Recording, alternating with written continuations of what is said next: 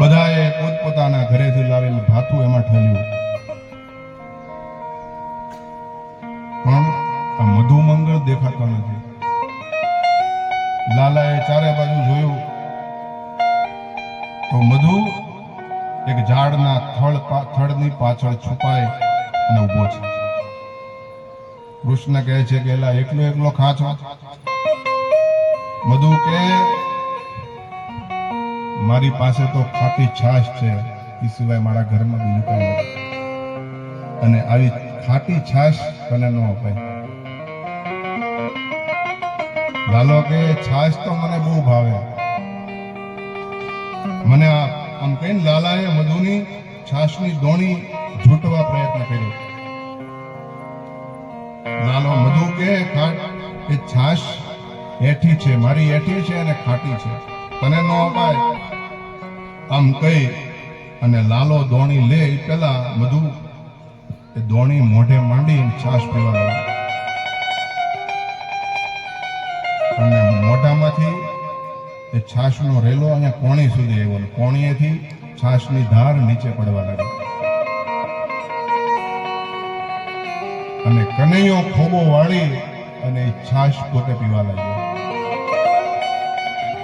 અને બરોબર એ જ વખતે બ્રહ્માજી આકાશ માર્ગે ત્યાં આવ્યા અને જોયું તો કૃષ્ણ પરમાત્મા એ મધુમંગલની એઠી છાશ પી રહ્યા છે. બ્રહ્માજીને શંકા ગઈ કે આ ભગવાન ન હોઈ શકે. બ્રહ્માજીને પરીક્ષા કરવાનો વિચાર થયો.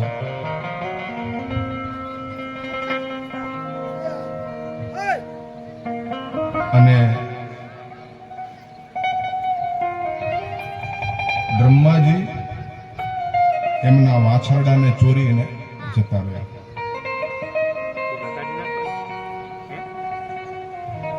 ભોજન ચાલતું હતું એ વખતે ગોપ બાળકોને વાછરડા યાદ આવ્યા. વાછરડા મળતા નથી. લાલો કે તમે જમવાનું ચાલુ રાખો, હું વાછરડાને શોધી લાવું છું. એમ કહીને કૃષ્ણ વાછરડાઓને શોધવા જાય છે. એવામાં બ્રહ્માજી જે ગોવાળો જમતા હતા એને લઈ અને બ્રહ્મલોકમાં ચાલ્યા. ગોવાળો અને વાછરડા બધાને લઈ પોતાના બ્રહ્મલોકમાં એને મૂકી દીધા. લાલો જાણી ગયો કે આ કામ બ્રહ્માજીનું છે, અને લાલાએ એક સાથે જેટલા વાછરડા અને જેટલા ગોવાળ હતા એ બધાનું પોતે રૂપ લીધું. સર્વમ વિષ્ણુમયમ જગત ચરિતાર્થ થયું.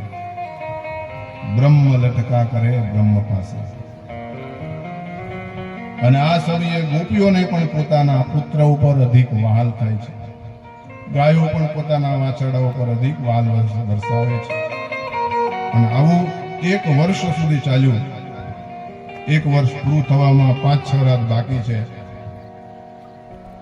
ત્યારે બ્રહ્માજી ફરીથી શું ચાલે છે જોવા બ્રજમાં આવ્યા. અને બ્રહ્માજી માટે તો એટલો સમય એક ત્રુટિ એટલે એક સોય વડે કમળની પાંખડી વિંધાય એટલો સમય ત્રુટિ કહેવાય. એ બ્રહ્મા માટે એ ત્રુટિનો સમય હતો. અને બ્રહ્માએ આવીને જોયું તો કૃષ્ણ અને ગોવાળિયાઓ અને વાછરડાઓ પહેલાની જેમ જ ક્રીડા કરી રહ્યા છે. બ્રહ્માજી વિચારમાં પડી ગયા કે બધા ગોવાળ અને વાછરડાઓને તો હું બ્રહ્મલોકમાં મૂકી આવ્યો છું, આ બધા અહીંયા ક્યાંથી? બ્રહ્માજી મોહિત થયા, સમજી ન શક્યા કે આમાં સાચા કોણ ખોટા કોણ. અને આવું વિચારે છે ત્યાં જ એમને બધા વાછરડા અને ગોવાળિયામાં કૃષ્ણ ભગવાન દેખાયા. શ્યામ શરીર વાળા, પીતાંબર ધારણ કરેલું છે, શંખ ચક્ર ગદા પદ્મ ધારણ કરેલું છે, વનમાળા કંઠમાં ધારણ કરેલી છે, અને એવા ચતુર્ભુજધારી ભગવાનનું બ્રહ્માજીને વાછરડાઓ આ સ્વરૂપની પૂજા કરી રહ્યા છે. બ્રહ્માજીને પોતાની ભૂલ સમજાય કરવા લાગ્યા. હે પ્રભુ, હું આપની સ્તુતિ કરું છું, હું આપને સમજી શક્યો નહીં, આપની પરીક્ષા કરવા આવ્યો, મને માફ કરો. આમ સ્તુતિ કરીને બ્રહ્મા બ્રહ્મલોકમાં ગયા અને બધા ગોપ બાળો અને કૃષ્ણ બધા સાથે આનંદથી ભોજન કરવા લાગ્યા છે.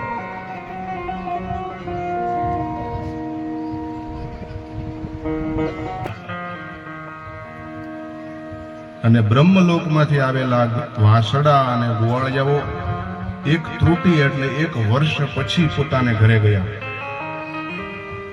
અને કહે છે કે આજે અધાસુરનો વધ થયો.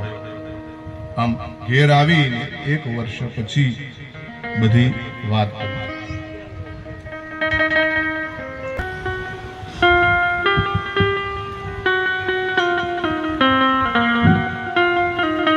કૃષ્ણ ચરિત્ર અદ્ભુત છે.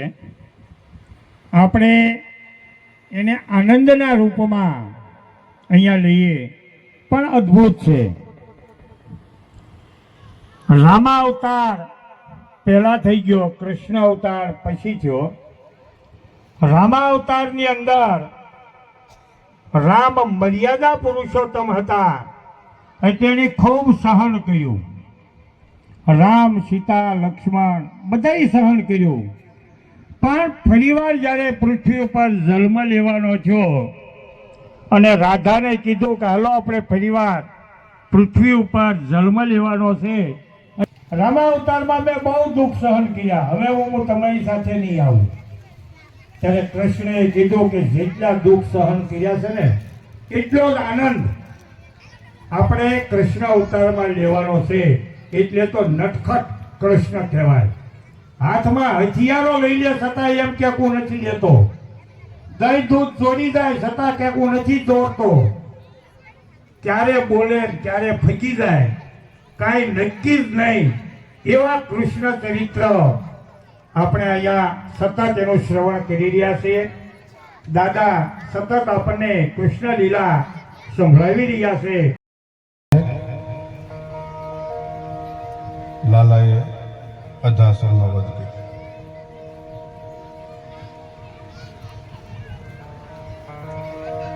આ વત્સ લીલામાં ભગવાને બ્રહ્માજીનું અભિમાન ઉતાર્યું, ગોવર્ધન લીલામાં ઇન્દ્રનો પરાભવ કર્યો અને રાસલીલામાં ભગવાને કામનો પરાભવ કર્યો છે.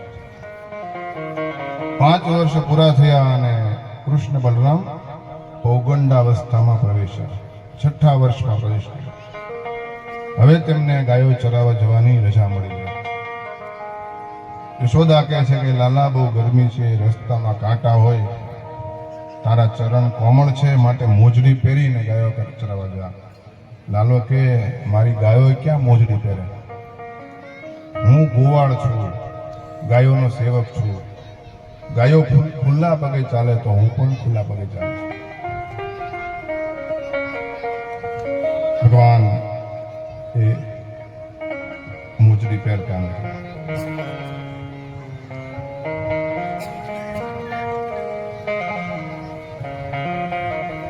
એકવાર ગોવાળિયાઓએ કૃષ્ણને કહ્યું કે થોડે દૂર તાડ વન છે અને એમાં પાકા પાકા ફળ નીચે પડે,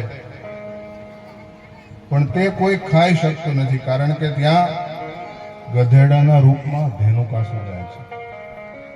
તે કોઈને ખાવા દેતો નથી. આ તાડના ફળની સુગંધ બહુ આવે છે, ખાવાનું બહુ મન થાય, પણ ત્યાં જવાતું નથી. કૃષ્ણ ગોવાળિયાઓ અને બલરામ સાથે તાડવનમાં ગયા. આ તાડવન એ સમાજની સંપત્તિ છે. દેવોનું ધન, સમાજનું ધન અને દેશનું ધન, એનો જે ભોગ વિલાસમાં દુરુપયોગ કરે ને એ ગધેડો થઈ જાય. ધેનુકાસુર જબરજસ્તીથી તાડવનનો માલિક થઈ ગયો. ફળ સડી જાય તો પણ કોઈને ખાવા દેતો નથી.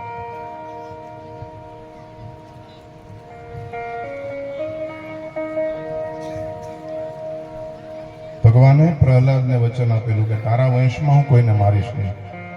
તેથી ભગવાન કૃષ્ણ પોતે ધેનુકાસુર આ અસુરને મારતા નથી, પણ મિત્રોને કહે છે કે તમે મોટા ભાઈ બલરામની પાસે જાઓ ને એમને કહો એ તમને આ તાડવનના ફળ ખવડાવશે.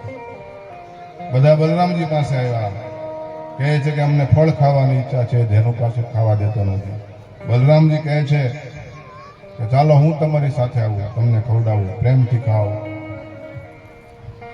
બલરામે જોર જોરથી બધા તાડ વૃક્ષોને હલાવ્યા, ફળ નીચે પડવા લાગ્યા. ફળ પડવાનો અવાજ સાંભળીને ધેનુકાસુર આવી પહોંચ્યો.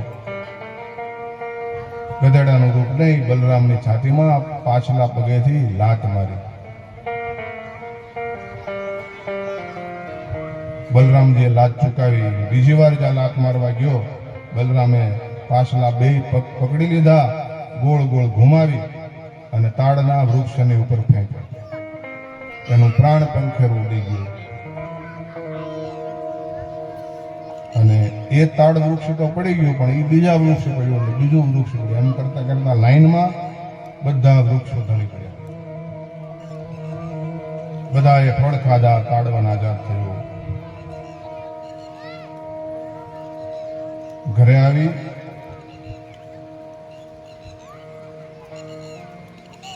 બધા ઘરે આવે છે. લાલાએ હવે કાલી નાગને સજા કરવાનું વિચાર્યું, પણ વિચાર કરે છે કે મારા મોટા ભાઈ શેષ નાગનો અવતાર છે અને મારા મોટા ભાઈ અને કાલી બે આમ તો જાત ભાઈ થયા, અને જો મોટા ભાઈ સાથે હશે તો કાલી નાગની તરફેણ કરશે, એટલે બંને ભાઈઓમાં એને લીધે મતભેદ થાય. એથી કાલે ગમે એમ કરીને બલરામને સાથે લઈ જવા નથી. એટલે ઘરે આવીને લાલો યશોદાને કે માં, મોટા ભાઈ આજે ગધેડાને માર્યો. બલરામ કે ગધેડો નહીં, એ હસુ હતો. લાલો કે નહીં, ગધેડો જ હતો. બલરામને ખોટું લાગ્યું કે તો હવે હું કાલ તારી હારે ગાયો ચરાવવા નહીં આવું. કૃષ્ણ ભગવાનને એટલું જ જોવે છે. બલરામજી રીસાઈન ઘરે રહ્યા. કૃષ્ણ ભગવાન ગાય ગોવાળો સાથે ગાયો ચરાવતા યમુના કિનારે ગયા. ઉનાળામાં તાપથી તરસ્યા થયેલા ગોવાળિયાઓ એ જમુના નદીનું પાણી પીવે છે, પણ યમુના નદીનું પાણી એ જગ્યાએ ઝેરથી દૂષિત હતું. એ ઝેરયુક્ત પાણી પીને ગોપાળો મૂર્છિત ઢળી ગયા. કૃષ્ણે પોતાની અમૃતમય દ્રષ્ટિ બધાને સજીવન કર્યા. કૃષ્ણે જોયું કે વિષને કારણે યમુનાજી દૂષિત થયા છે. તૃણાવર્તને મારીને હવા શુદ્ધ કરી, અધાસુર ને ધેનુકાસુરને મારીને વન શુદ્ધ કર્યા. હવે જળ શુદ્ધ કરવાનો વિચાર કર્યો. એ યમુનામાં ધરામાં કાળી નાગ રહેતો હતો અને એથી યમુનાનું પાણી ઝેરી બની ગયું છે અને એના વિષયુક્ત જળથી એ ધરાની ઉપર ઉડતા પક્ષીઓ પણ મૃત્યુ પામતા હતા. યમુનાને શુદ્ધ કરવા ભગવાને વિચાર કર્યો. ત્યાં કાંઠે ગોવાળિયાઓ સાથે ગેડી દડાની રમત રમવા લાગ્યા.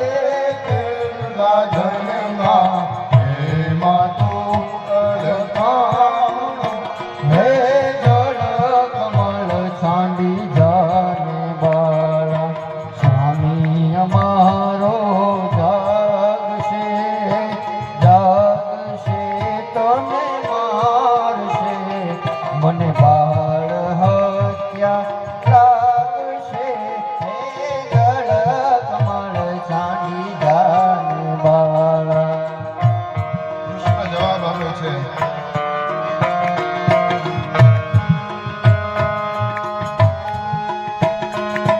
મારી માતાએ દેવું જન્મ જેમાં હું નટવર નાનો જગાડ તારા નામને મારું મારું નામ કૃષ્ણ કારુણો હે જળ કમળ સાંડી જાને બાળા.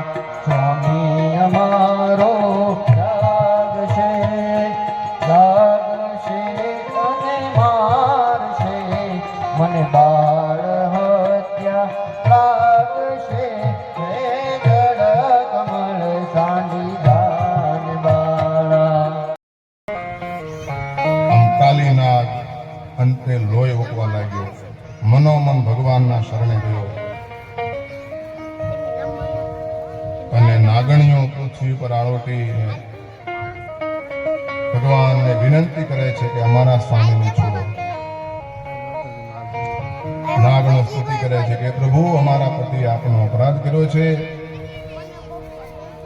આપ એને ક્ષમા કરો.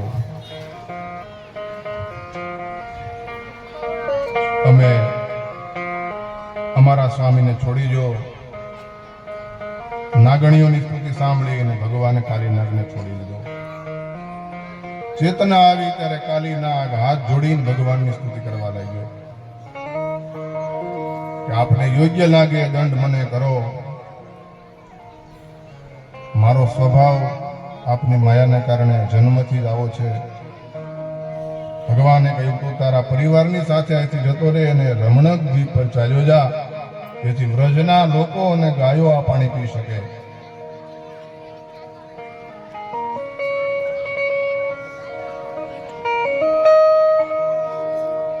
તું રમણક દ્વીપ છોડીને અહીંયા આવ્યો છે. જાણું છું તારા શિર પર મારા ચિહ્નો જોઈને હવે ગરુડ તને મારશે નહીં. કાલીનાગ અને નાગપત્નીઓએ માળા, મણિ, ચંદન, પુષ્પ, કમળની માળાથી કૃષ્ણનું પૂજન કર્યું. ભગવાનની આજ્ઞાથી કાલીનાગ રમણક દ્વીપ સપરિવાર ચાલ્યો ગયો. કૃષ્ણ ભગવાનની કૃપાથી યમુનાનું જળ અમૃત જેવું મધુર થઈ ગયું.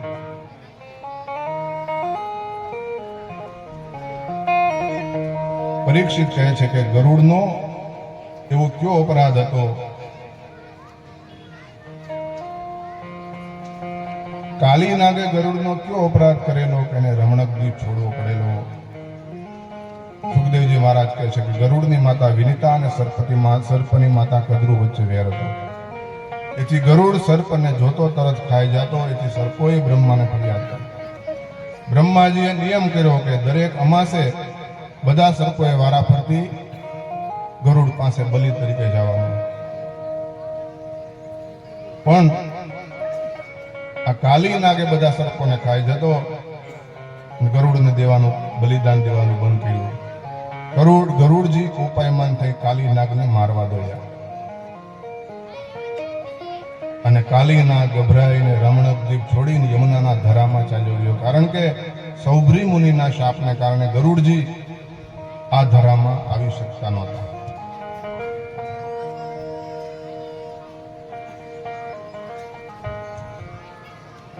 ત્યારબાદ ત્યાં દાવાનળ લાગ્યો અને કૃષ્ણે દાવાનળનું પાન કરી ગયા. પ્રલંબાસુરનો વધ કર્યો. ગોપ અને ગાયોનું દાવાનળથી રક્ષણ કર્યું.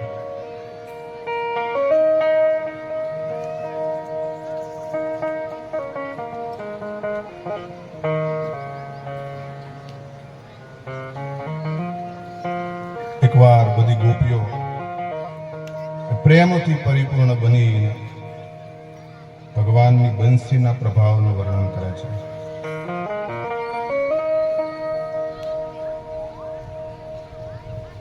અને આ જે ગીત છે એ ભાગવતમાં વેણુ ગીત કહેવાય છે. એ વેણુ ગીતમાં ગોપીઓ કહે છે કે કૃષ્ણ ફૂલ છે. સોનેરી પીતાંબર છે અને ગળામાં વૈજયંતી માળા છે. અને રંગમંચ ઉપર જેમ નટ અભિનય કરતો હોય ને એમ એવો એનો સુંદર વેશ છે. અને બંસીના છેદને તેઓ પોતાના અધરામૃતથી ભરી રહ્યા છે અને એની પાછળ ગોપ બાળકો એમની કીર્તિનું ગાન કરી રહ્યા છે. આવું ભગવાનનું સ્વરૂપ છે. ભગવાન વાંસળી વગાડે છે અને આ વાંસળી સાંભળી અને મનુષ્ય તો શું પશુ પક્ષી પણ એની પાછળ પાગલ થયા છે. કૃષ્ણ વાંસળી વગાડે છે ત્યારે મોર નાચે છે, હરણો કૃષ્ણ ભગવાનને એકીટશે જોઈ રહ્યા છે. ગાયો પોતાના બંને કાન ઉભા કરીને કૃષ્ણના આ અમૃત રૂપી અમૃતનું પાન કરી રહ્યા છે. ગાયો એકીટશે કૃષ્ણ તરફ જોઈ અને વાંસળીનો મધુર નાદ સાંભળી રહી છે. ગાયોના આંચળમાંથી દૂધ વહી રહ્યું છે અને દૂધ કાળી યમુના નદીમાં ભળી રહી છે અને કાળો સફેદ દૂધ અને કાળી યમુનાનું જળ એ કાબર ચિત્રા રંગો જાણે કે યમુના નદીમાં પુરાઈ રહ્યા છે.